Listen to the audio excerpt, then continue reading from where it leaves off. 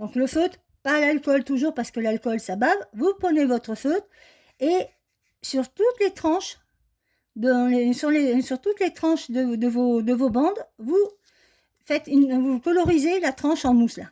Hop, comme ça. Alors, à l'envers, c'est pas gênant, puisque même si ça traverse, enfin, si vous ripez, c'est pas grave, ça se verra pas.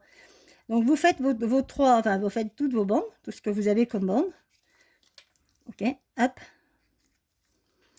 Donc là, je vais mettre la bande, hop, et voilà. On continue. Et la troisième, elle est là. La coquille, elle s'était cachée. Donc, vous voyez, je mets sur le côté, bon, le petit en haut aussi, parce que des fois, quand on regarde une carte en haut, on peut voir qu'il y a du blanc. Donc là, il ne faut pas qu'on voit derrière. Et je finis avec celui-là qui n'était pas fait. Et donc, vous avez maintenant, au final, vous avez votre arrière de carte qui est plus blanc, qui est marron. Ce qui fait que quand vous la regardez de face ou si vous la mettez de biais, vous ne verrez pas du blanc qui peut être choquant. Vous voyez du marron qui est beaucoup plus discret. Maintenant, vous allez prendre le dernier élément qu'on a à mettre sur l'avant-dernier qu'on a à mettre sur la carte, c'est les petites silhouettes. Donc pour les silhouettes, je voulais pas je les laisse pas unies. Je veux qu'elles soient un peu travaillées en couleur. Donc je prends le feuillage sauvage ou si vous préférez le cuvée de cassis, mais bon moi je préfère là le feuillage sauvage et je vais ancrer uniquement une partie, le côté gauche, admettons, de mes silhouettes. Donc là, vous voyez, ça me fait sombre d'un côté et clair de l'autre. Donc je vais en rajouter un petit peu. Voilà. Pareil pour les fleurs. Donc là, on y va un peu franco parce que je veux avoir de la colorisation. Voilà. Les feuillages, c'est pas... On joue un petit peu. Oups, ça bouge. Voilà. Ce qu'il faut, c'est ce que je veux, c'est qu'il n'y ait pas une uniformité au niveau de la couleur. Donc, vous voyez, je vais montrer là maintenant, que ce soit bien propre. Vous voyez, il y a quand même la couleur de fond initiale, donc qui est le fruit des bois. Donc, elles ont été découpées dans des chutes de fruits des bois. Donc, la couleur initiale et le fait d'avoir ajouté le feuillage sauvage. Maintenant, pour mettre tout en place, donc, on va prendre la carte. On prend notre carte. On positionne les éléments silhouettes où on veut sur la carte. Donc, moi, je fais de façon à ce qu'on voit un peu le texte derrière. Et la branche, je la mets à l'opposé pour créer une dynamique. On positionne sans coller. Attention, c'est important, sans coller. Donc, j'ai déplacé un petit peu. Maintenant, vous prenez votre tronc qu'on a colorisé tout à l'heure. Vous allez mettre de la mousse. Vous savez, les carrés de mousse, là, les plaques de mousse qu'on a. Vous allez mettre un carré de mousse dessous. Vous allez reprendre, vous enlevez votre pellicule et vous prenez votre carte. Et alors délicatement, vous appuyez pas comme une forcenée, hein, vous y allez doucement, c'est juste pour la positionner. Vous regardez où vous voulez mettre votre cercle, vous le positionnez un petit peu et vous soulevez délicatement pour que les éléments restent collés. Vous enlevez votre carte et vos éléments sont stables et ne bougeront plus. Vous remettez un carré de mousse derrière, par-dessus tout ça. Hop. Donc, vous appuyez bien. Et là, maintenant, vous allez pouvoir positionner votre rond avec vos branchages sans que ça pose un problème. Donc voilà, vous la remettez là où vous voulez la voir. Et vous avez la 3D qui s'est mise en place. La 3D qui s'est mise en place puisque vous avez deux épaisseurs de mousse. Mais les fleurs sont décollées que de un niveau de mousse et le cercle de 2 niveaux de mousse. Donc vous avez déjà 3 niveaux là. Donc le fond, les feuillages et le rond. Pardon. Maintenant, on va prendre nos fleurs qu'on a ici. Donc on enlève, on enlève toutes les protections des bandes de mousse hein, qu'on a récupérées et qu'on met dessus. Donc, vous voyez, je ne suis pas descendue tout en bas et je ne suis pas montée sur les fleurs, puisque ça ne sert à rien, elles vont être dans le vide. Je prends mes fleurs et je positionne mes fleurs comme j'en ai envie. Alors, attention, vous en prenez d'abord la première, vous la mettez, et la deuxième, vous la décalez un peu, comme ça. Hop, et vous les positionnez. Donc, vous appuyez pour marquer pour marquer enfin pour qu'elle colle, quoi, pour faire la 3D. Et voilà. Donc du coup, vous avez vos fleurs qui sont positionnées comme ça. Maintenant, on va faire l'avant-dernière étape qui est de mettre en avant la 3D. C'est-à-dire que là, du coup, on est bien d'accord qu'on les a raplatis. Donc, vous prenez votre plioir à os. Il faut que je le retrouve, bien sûr. Vous prenez votre plioir os et vous allez faire un mouvement. Donc, vous soulevez votre feuille, vous voyez, là, et vous allez arrondir délicatement. Hop, on fait délicatement et pareil. Donc, on fait une vague. On va en arrière et on revient en avant. Et vous, après, comme ça, vous avec votre doigt, vous pouvez créer la vague. Donc là, elle est décollée. La feuille, dernière feuille, pareil, vous la soulevez. Maintenant, pour les fleurs, vous prenez dessous. Vous ressoulevez chaque pétale que vous aviez fait. Vous reprenez les pétales en main. Et là, pareil, vous arrondissez, regardez, avec votre doigt, vous appuyez juste vous allez appuyer juste sur la tranche de votre plioir. Vous posez vos fleurs, votre pétale. Alors, c'est pas très facile à voir, mais vous posez votre pétale et vous l'arrondissez. D'accord? Là, pareil, vous prenez et vous arrondissez. C'est pas simple à montrer comme ça. Voilà. Et pour la dernière, la plus grande, bah pareil, vous soulevez et vous arrondissez. Vous faites une petite vague en arrondissant. Vous voyez ce que ça fait? Donc, vous avez toutes vos fleurs qui sont un petit peu bombées. Et donc là, vous avez vos fleurs qui sont en place et les pétales de devant créent la 3D en n'ayant que juste un niveau. Et donc, hop, et là, on remonte. Voilà. Et voilà, d'accord? Et maintenant, pour finir, deux petits éléments pour finir. Le ruban. Alors, le ruban, comme des fois, on n'a pas la couleur qu'on veut par rapport au style de ruban qu'on veut faire et tout, qu'on veut mettre et tout pour la souplesse. Moi, j'ai pris le ruban pailleté blanc qu'on a dans le nouveau catalogue. J'en ai découpé un morceau. Et tout simplement, avec le feutre fruit des bois, j'ancre mon ruban. Alors, je vais vous montrer ce que ça donne entre fait et pas fait. C'est juste pour que... Ouh, mais c'est pas vrai. Excusez-moi, vraiment, j'ai des problèmes avec ma tige. Donc voilà, j'ai ancré mon ruban. On va aller jusqu'au bout, sinon je ne peux pas faire mon nœud. Alors, qu'est-ce qui va se passer? Par rapport au blanc qu'on avait tout à l'heure, les paillettes étaient blanches. Irisées, blanches et un peu de toutes les couleurs. Mais le ruban était blanc. Là, maintenant, il est devenu un petit peu violet. Donc, ce qui fait qu'on va pouvoir avoir la couleur qu'on veut. On peut le faire jaune, vert, rouge, bleu, c'est pas un problème.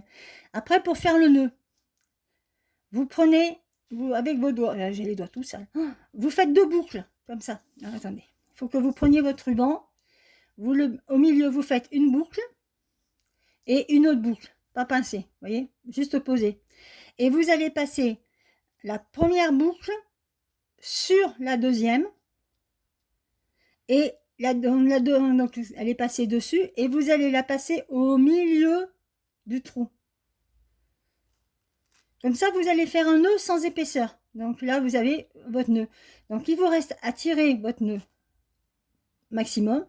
Vous mettez votre doigt à l'intérieur de la boucle et vous tirez le surplus pour pouvoir faire votre nœud comme vous voulez.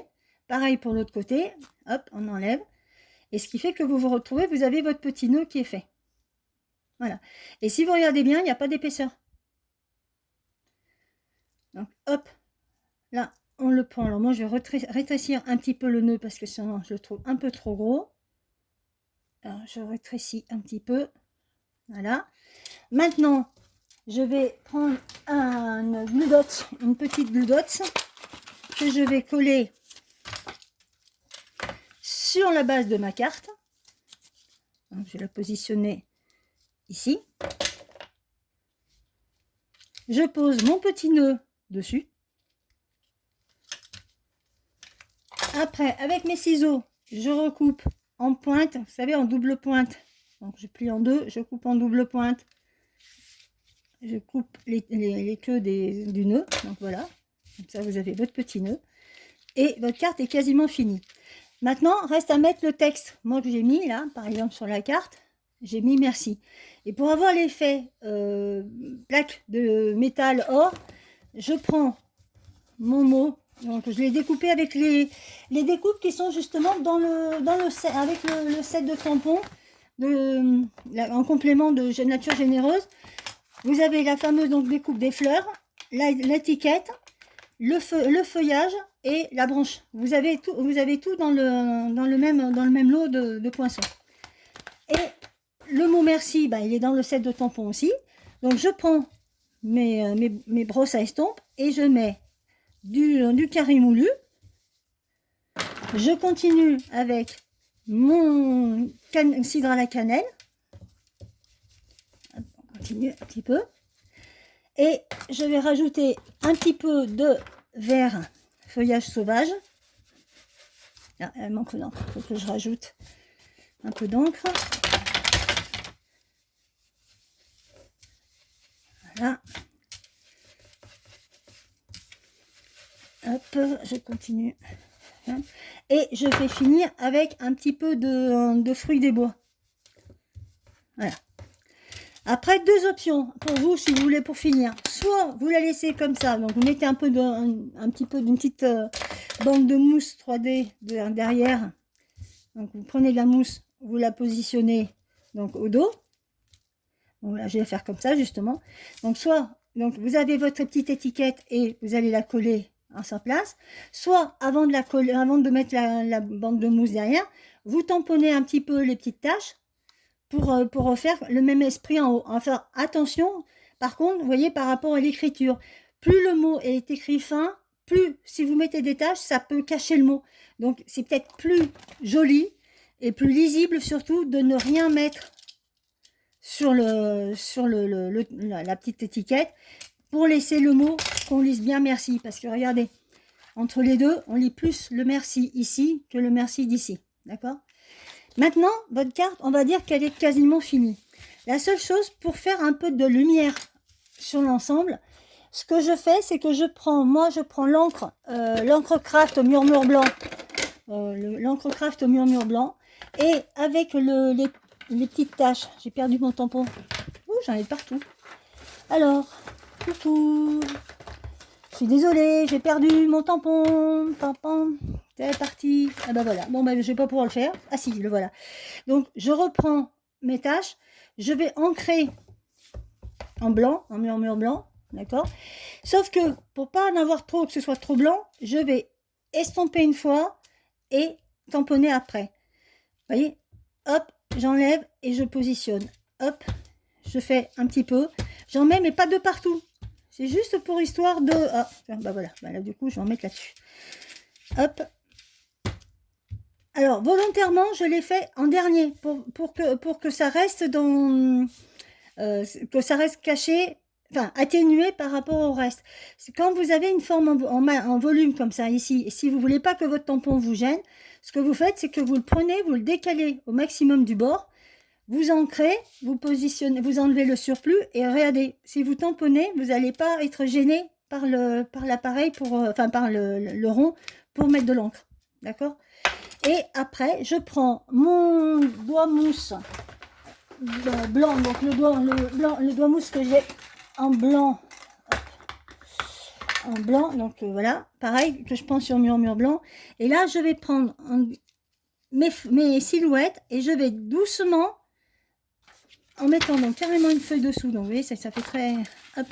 Ça, c'est les petites finitions, donc ça se fait qu'à la fin, parce que je ne sais jamais comment ça va finir, si je veux éclaircir ou pas. Donc je mets juste mon petit papier en position. Et là, je vais ancrer un petit peu en tapotant les côtés des silhouettes. Vous voyez, donc je fais un petit peu, mais que d'un côté. Et au milieu, je vais tapoter avec le